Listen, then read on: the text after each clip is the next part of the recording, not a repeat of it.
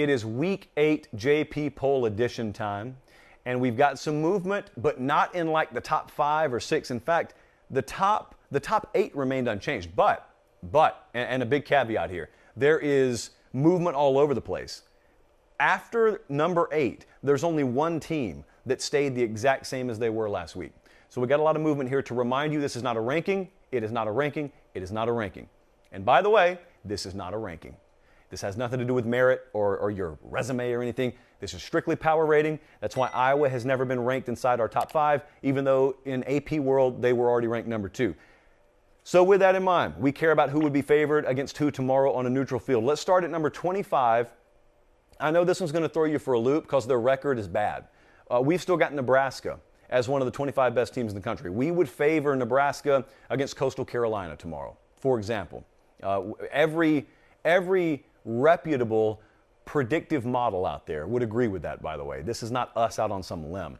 Oklahoma State has cracked for the first time the JP poll. The Cowboys are at 24. Wake Forest about the same at 23. We got Clemson dropping 2 spots, but Clemson's still in here. They're at number 22. NC State is up 6 spots at number 21. Now, it should be noted, this is not all a direct result of what you did. Some of these teams moved and they were on a bye. There's also movement around you, so just keep that in mind. Baylor is at number 20, for example. Baylor wasn't even in the poll last week. Baylor's up to number 20. Kentucky is the only team that has remained unchanged. They are at number 19. Oregon, not feeling the Ducks right now. And this is not a quarterback situation because the quarterback's not injured. He's in. Anthony Brown's in. It's just the offense is ineffective right now. So they're down to 18.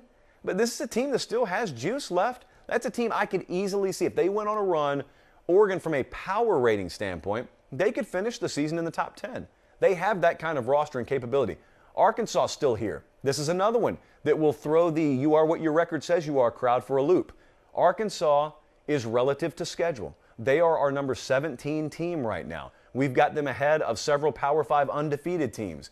It's all relative to who they've played. Notre Dame's at 16. Irish we feel very good about this Saturday. Arizona State is still sitting at 15.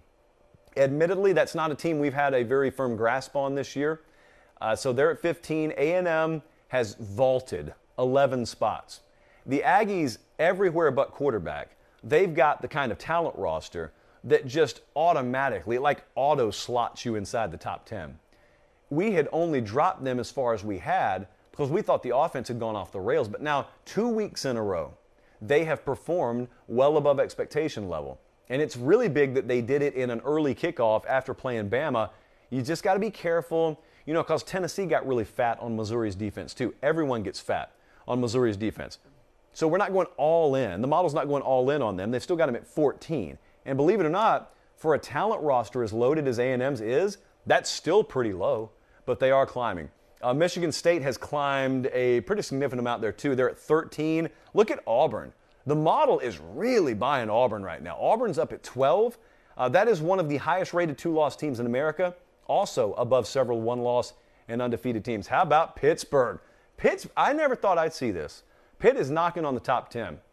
We thought Pitt would have a hard time against, I believe it was Vatek this past weekend. They handled them. I mean, really handled them ahead of the Clemson game.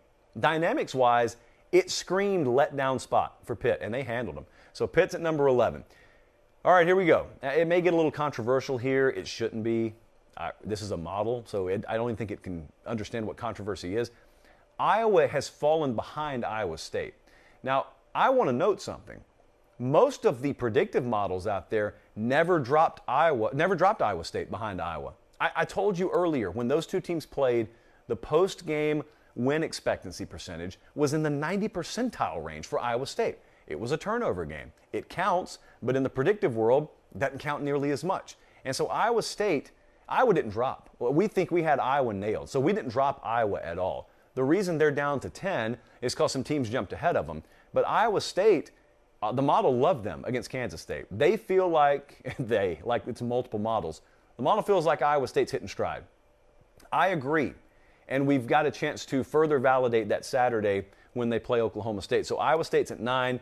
Michigan, Ole Miss, Penn State, the rest of the poll is unchanged. Nothing else has changed. Michigan, Ole Miss, Penn State is 8 through 6, and then 5 through 1. Cincinnati, Oklahoma, Ohio State, Alabama, and Georgia. We have a 1.65 point gap between Georgia and Alabama right now. So basically, if they played in Atlanta and we had to put a point spread on it, it would be Georgia minus 1.5. Is that a gap? Doesn't sound like one to me. I know what the talking points are out there. I just want you to know in the power rating world what we think.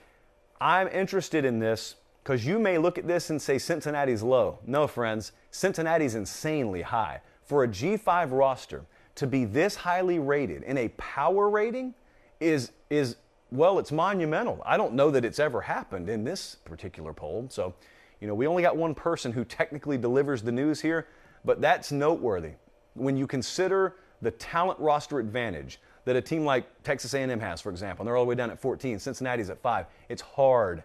It is extremely hard for those G5 teams to climb that high, but Cincinnati has.